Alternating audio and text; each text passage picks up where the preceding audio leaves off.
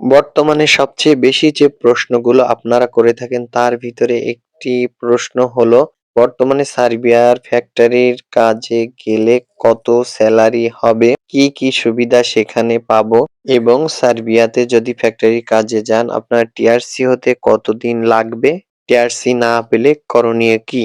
আজকের মূল বিষয় হলো এইগুলো। পাশাপাশি আপনারা ওয়্যার হাউসের একটি কাজের বিষয়ে জানতে চেয়েছেন, সেই কাজটাও দেওয়ার চেষ্টা করবো। আসসালামু আলাইকুম, আশা করি যে যার অবস্থানে আছেন নিজের চাহিদাকে কমান, অবশ্যই ভালো থাকবেন।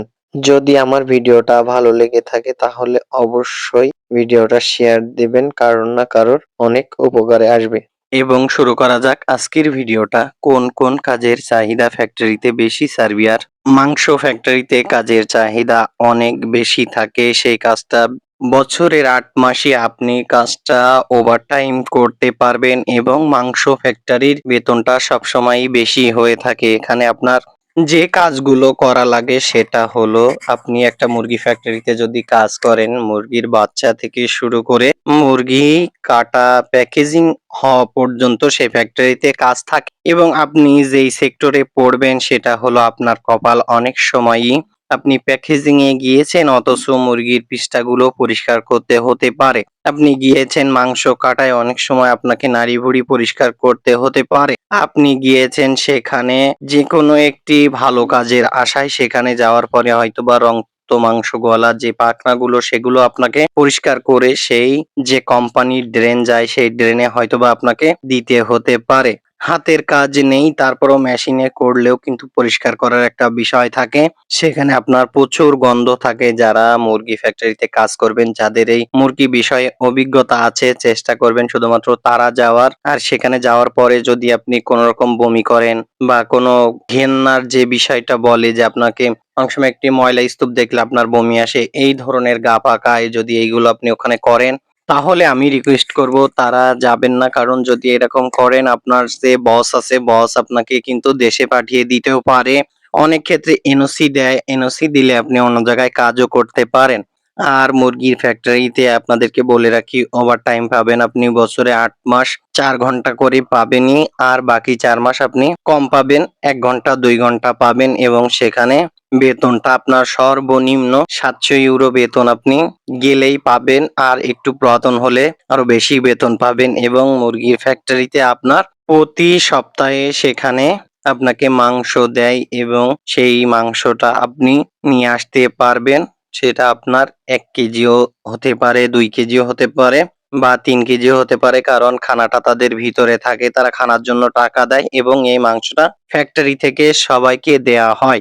যারা যেতে চান তারা বেতন সবকিছুর বিষয়ে জানলেন। চলুন আরো একটি ফ্যাক্টরি বিষয়ে আপনাদেরকে জানাই। দ্বিতীয় স্টেপের ফ্যাক্টরি গুলো আপনাদেরকে আমি এত বোঝাবো না, কারণ অনেকেই জানেন। তবে বিশেষ করে আপনি যে ফ্যাক্টরিতেই যান, সার্বিয়ার ফ্যাক্টরি গুলোতে প্রচুর পরিমাণ কাজ থাকে এবং যদি আপনি ফ্যাক্টরি গুলোতে কাজ বেশি থাকার কারণেই কিন্তু সার্বিয়াতে ফ্যাক্টরির প্রতি মানুষের আগ্রহ। আর ফ্যাক্টরিতে গেলে আপনাদের যেই লাভটা হবে সেই লাভগুলোর মধ্যে প্রথম একটা জিনিস হলো, সার্বিয়াতে কিন্তু ফ্যাক্টরিতে ৫ দিন কাজ হয়, আর বাঙালিরা গেলে তাদেরকে কিন্তু শনিবারেও কাজ করায়। অনেক সময় কিছু কিছু ফ্যাক্টরিতে ৬ দিনও হয়, তবে বেশিরভাগ ফ্যাক্টরি গুলোতে ৫ দিন হয়। আর বাঙালিরা যাওয়ার পরে এদেরকে কিন্তু শনিবারে কাজ করায়, রবিবারে ছুটি থাকে। তো যাই হোক, বাঙালিরা যেই যান সার্বিয়াতে বা আসেন তারা একটি জিনিস মাথায় রাখবেন, এখানে আসলে কিন্তু আপনাকে প্রচুর পরিমাণ কাজ করতে হবে, কারণ ছোট দেশ, ইনকাম বেশি করতে হলে আপনাকে কিন্তু কষ্ট করাই লাগবে। আর সর্বনিম্ন আপনি সার্বিয়ার যে ফ্যাক্টরিতেই আসেন না কেন ৬৮০ ইউরো বেতন পাবেন এবং কাজটা একটা ফিক্সড টাইম হয়।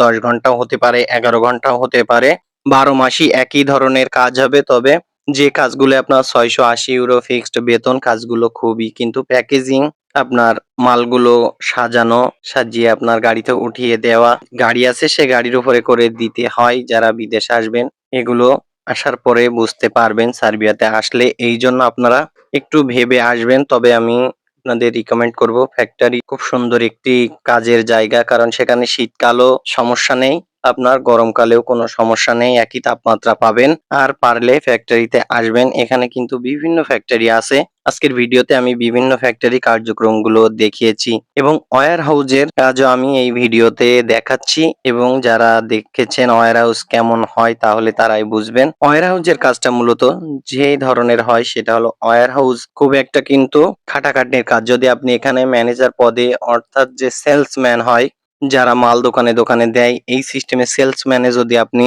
যোগ দিতে পারেন সেখানে আপনি একটা ভালো অ্যামাউন্ট ইনকাম করতে পারবেন। আর যদি আপনি ওয়্যার হাউসের ভিতরে মালগুলো সাজানোর এই কাজে পড়েন তাহলে আপনার জন্য কিন্তু সে যে কি কষ্ট সেটা বলা যাবে না। কারণ আপনি যদি কোনো ইনপুটের পাশে পড়েন সেখানে ওয়্যার হাউসের কাজে পড়েন তাহলে তো আপনার জন্য খুবই কষ্টকারক। কারণ এখানে আপনার ইনকাম বেশি, ডিউটি কিন্তু আপনাকে 12 ঘন্টা করতে হবে হাফ হাফ করে। কারণ তাদের এই ডিউটিটা চলমান সারা রাত দিন থাকে। আপনি ১ সপ্তাহ দিন ১ সপ্তাহ রাত করতে হবে 12 ঘন্টা করে। তারপরে আপনি আসবেন, রান্না করবেন, খাবেন। বাকি খাটনিটা তো বুঝতেই পারছেন এবং আপনি সেখানে বিন্দুমাত্র বসার সময় পাবেন না যে সারাদিন যদি আপনার দাঁড়ানো কাজ পড়ে তাহলে সারা দিনটাই দাঁড়িয়ে থাকতে হবে। যদি বসা কাজ পড়ে বসেই থাকতে হবে।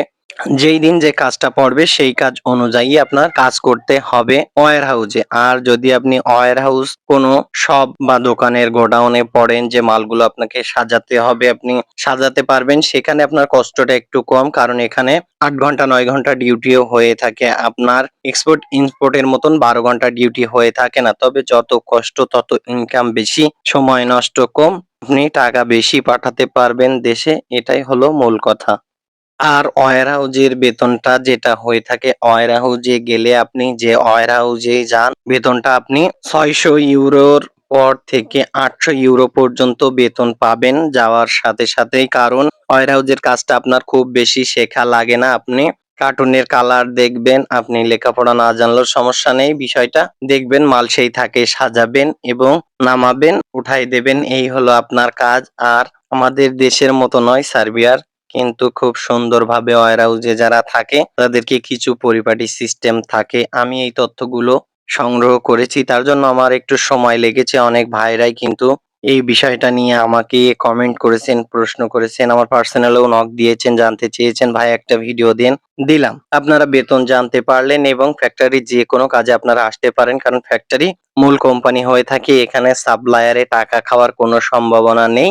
এবার আসুন যে আমরা যদি যাই ফ্যাক্টরিতে তাহলে কি আমাদের রেসিডেন্স কার্ড অর্থাৎ টিআরসি কি হবে? অবশ্যই আপনারা টিআরসি পাবেন। এর জন্য আপনাদের খুব বেশি সময় নষ্ট হবে না। অল্প সময়ে পাবেন এবং কতদিনে পাবেন আপনাদেরকে বলি। আপনারা যখন একটা ফ্যাক্টরি কাজে আসবেন, ফ্যাক্টরি চুক্তিগুলো কিন্তু অনেক সময় অনির্দিষ্টকাল হয়, অনেক সময় ২ বছরের হয়, ১ বছরের হয়। তবে আমার জানা মতে বেশিরভাগই ফ্যাক্টরি কাজগুলো একটু মেয়াদ বেশি হয়। আপনি আসার পরে তারা আপনাকে যদি কিছু সুযোগ দেবে, আপনাকে রাখবে, ১ম এ কাজ করাবে না। তারা বিভিন্ন লোক দ্বারা বলবে, "তোরা চলে যা, সুযোগ আছে, তোরা চলে যা।" আপনি আসবেন, কোম্পানি শুধু আপনার কাছ থেকে পাসপোর্ট নিয়ে চলে যাবে যে, "তোরা বাইরের দেশে চলে যা, থাকিস।" তারপরেও যদি আপনারা থাকেন, এবার কিছুদিন কাজ করেন, ৪৫ দিন যদি আপনারা ভালো পারফরম্যান্স এর কাজ দেখাতে পারেন, অর্থাৎ ১.৫ মাস আপনারা যদি সেখানে প্রচুর পরিমাণ কাজ করেন, নিজেদের দক্ষতা দেখানোর চেষ্টা করেন, তাহলে তারপরে আপনাকে টিআরসির জন্য তারা ফিঙ্গার করিয়ে দিবে। যদি সেটাও তারা না করে তাহলে আপনাদের করণীয় কি?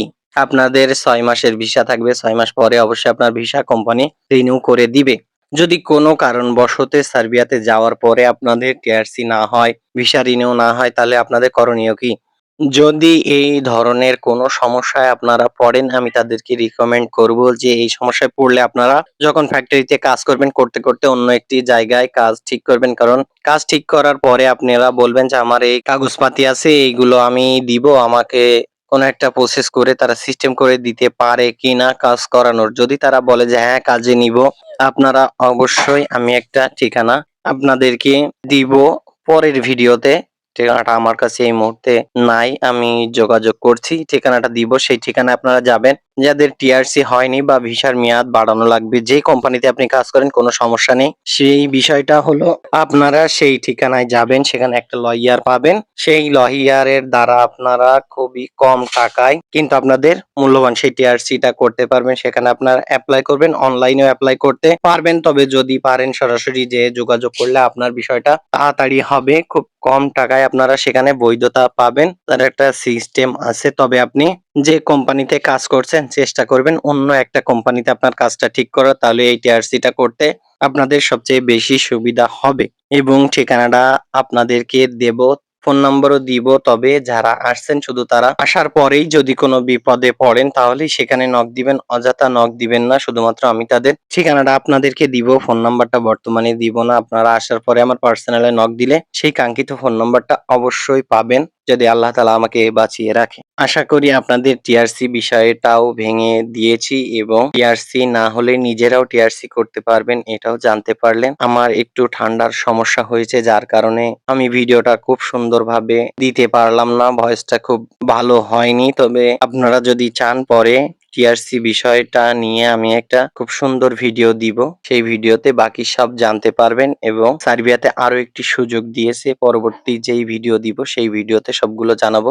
আজকের ভিডিওটা এই পর্যন্তই। সবাই আমার চ্যানেলটিকে সাবস্ক্রাইব করবেন, শেয়ার করবেন, বিশেষভাবে অনুরোধ রইল। ভিডিও